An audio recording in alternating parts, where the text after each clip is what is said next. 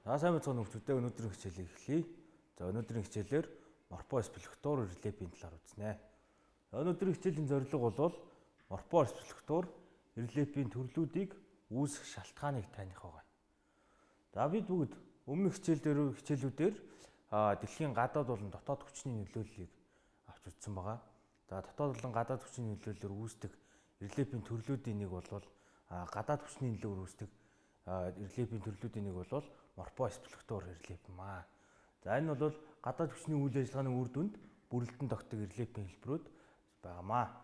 За урсгал усны буюу плювал, карстын, за гулсалт, нуралтын, мөстлөгийн, цэвдгийн, салхины хэсгээр үйл ажиллагаагаар үүсэж байгаа релефийн төрлүүдийг хэлбэрийг энэ релефт хамгааж үздэг байна.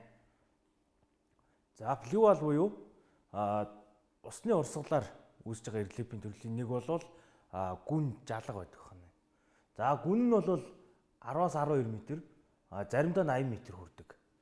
За мөн адагт нь тунмал хурдас, хошуу тугдас байдлаар тогтсон байдаг байна. За дараагийн нэг хэлбэр нь бол хуурай голдрол байна. За энэ бол голдоо цөл газар их тохиолддог түр зүүрийн урсцаар үүссэн релеф хэлбэр. За хуурай голдрлыг бол Африк болон Арабд бол вали гэж нэрлэдэг. За Австралид бол крокин. За харин Ази орнууд бол узбой, Монголд бол сайр гэж нэрлэдэг байгаа. За дараагийн нэг урсгал усны релефийн хэлбэр бол голын хөндөй байна. За энэ бол урсгал усны үр дүнд үүсдэг. Хажуу ба ёроол нь үндсэн элементүүд нь болж өгдөг. За голын хөндийн төрлүүдээс үзэх юм бол антиклинал, синклинал, ганц налууд, зөрөгт, грабен хөндий гэж гичлэн байдаг. За энэ доос хэдүүлээ жишээ аваад харах юм бол за энэ грабен хөндийгээр үүссэн голын хөндий байна.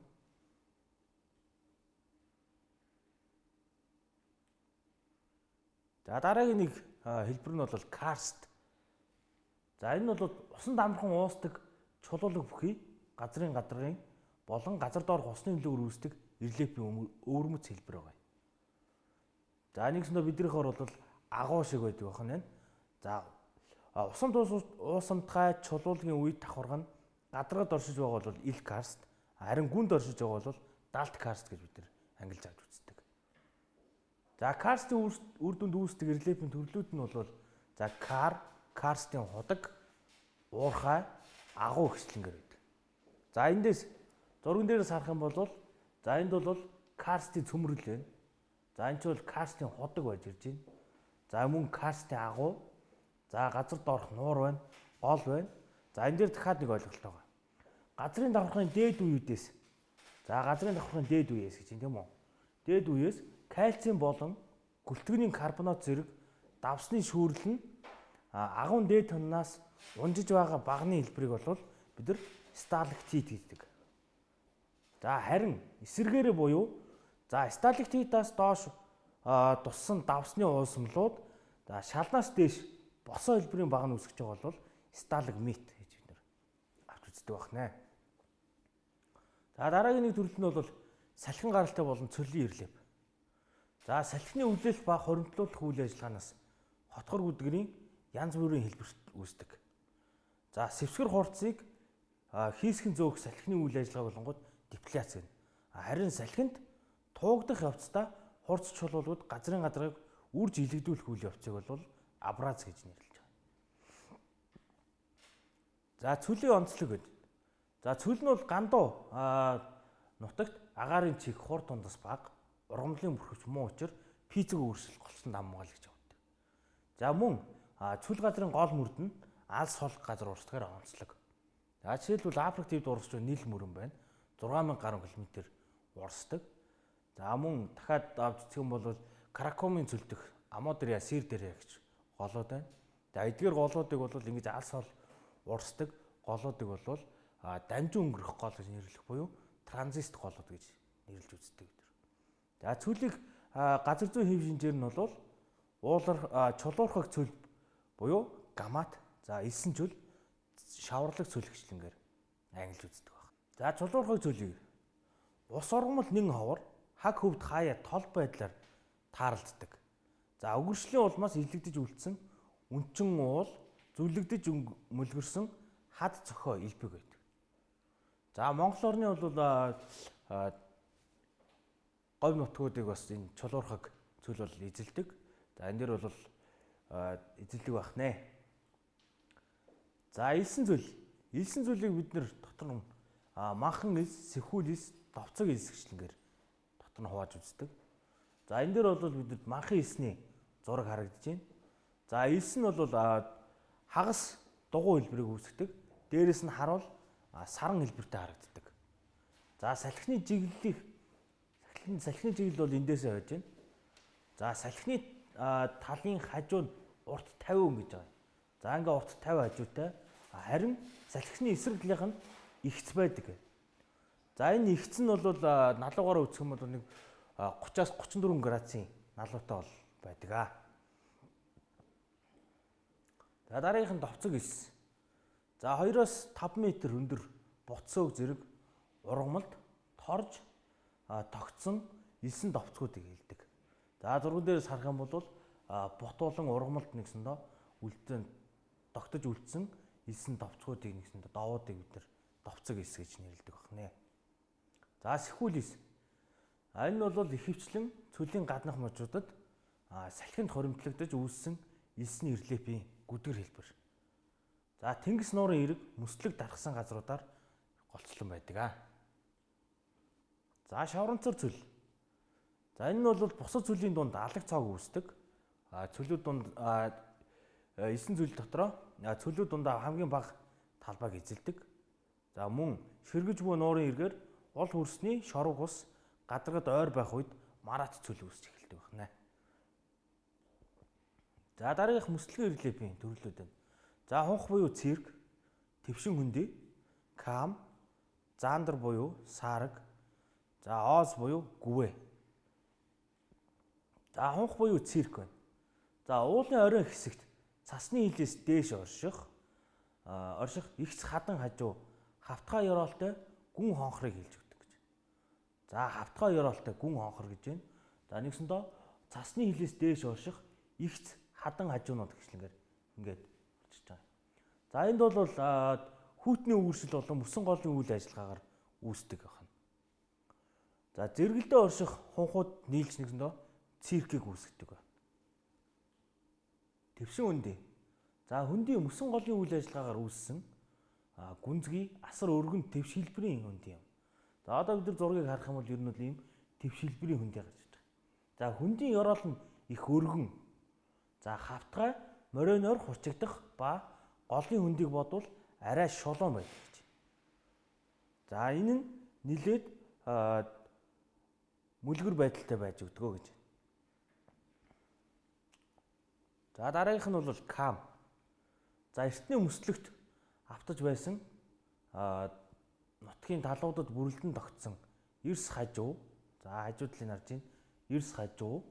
За хавтгай орой бүхий рельефийн хэлбэрийг бид нэр кам гэж авч үздэг байна. За энэ бол 5-аас 300 м өндөртэй 100-аас 2000 м өргөн байж болдог байна.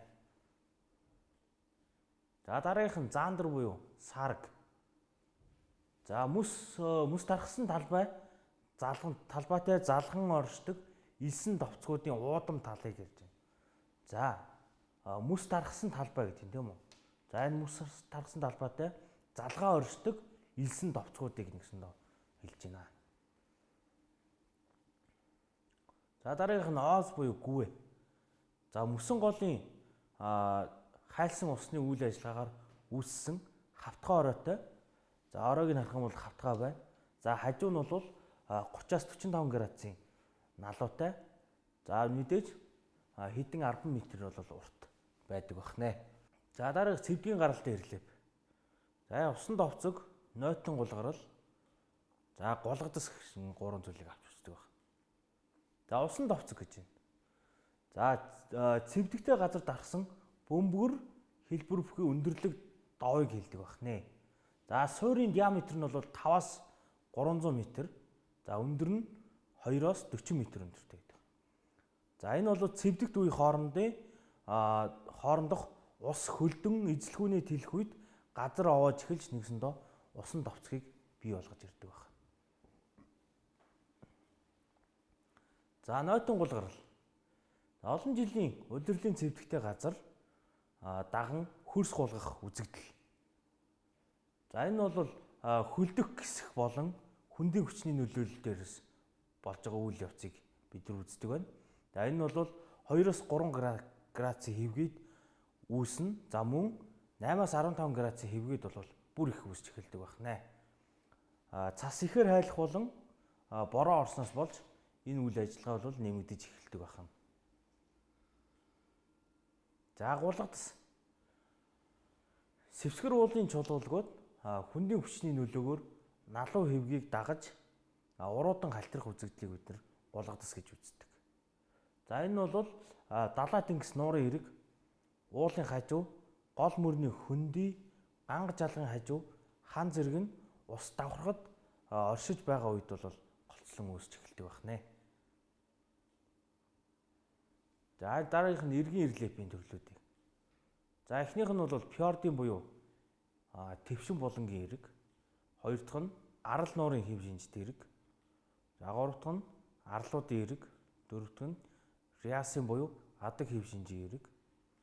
За дараагийнх нь далматын буюу сархиагт эрэг. За сүүлийнх нь татвар нуурын эрэг. За хэдүүлээ нэг тус бүрдэн дэлгэрүүлж үзье. За фьордын буюу твшин болонгийн эрэг. За энэ бол мөслөгт автаж байсан уулархаг өндөрлөг газар энэ хэм шинжийн эрэг бол элбэг үүсдэг. За нарийнхан маш гүнзгий их зөндөр эрэг бүхий урт болонг нэгсэндээ нэг фьордын эрэг гэж үздэг. За хамгийн том фьордын эрэг бол Магелланы хоолой гэж үздэг. За дараагийнх бол арал нуурын хэв шинжтэй эрэг. За эргийн шугам нь маш их хэрчигдсэн, арал хойг олноор үүсгэсэн эргийн там байдалтай тэнгисийн төрлийн үр дүнд бүрэлдэн тогтсон эргийн хэв шинжийг бид нар арал нуурын хэв шинжтэй гэдэг байна. За энэ нь бол нэгсэндээ арал нуурын эрэг бол ийм шинж чанартай байдаг учраас тэр нуурын нэрээр нэгсэндээ нэрлэгдсэн ийм хэв шинж чанар байна. За арлуудын эрэг мөслөгийн илэгдлийн гаралтай нам тал усан давтахад үүссэн олон тооны жижиг арлууд усан доор орших болон уснаас цухойсон хадан байц хошуу бүхий эргийн хэлбэрийг бид нар арал нуурын эргийн хэлбэр гэж үздэг байна. За энэ нь бол Финланд, Швед, Норвеги зэрэг улсуудад пластицены мөслөг хамрагдаж байсан газруудаар өргөн тархсан байдаг байна. За риасын буюу адаг хэв шинжийн эрэг. За эргийн шугам ерөнхийн чиглэлд перпендикуляр байдалтай. За орших голын хөндийнүүдээр хэрчигдсэн эргийн хэлбэрийг бид нэр риас буюу адаг хэв шинжийн эргээ гэж үздэг. За далматын буюу сархиагт эрэг. За эргийн шугамтай зэрэгцээ орших уул нуруудын хооронд ус түрэн орсноор эргийн чиглэл дагууд арал хойг урт нарийн булан хоолой үүсгдэг. Энэ ийм эргийг бол далматын эрэг гэдэг байна. За татвар нуурын эрэг. За намхан эрэг бүхий тахирсан урт болон. За одоо зурган дээр сарах юм бол намхан эрэг бүхий тахирсан урт болон үүсгэж ингэж гарч ирдэг байна. За энэ нь бол талын голын адаг руу тэнгисийн ус салхих буюу эрэг орчмын хуурай газар хонхор болсноос үүсч эхэлдэг ийм эргийн хэв шинж чанар байдаг байна.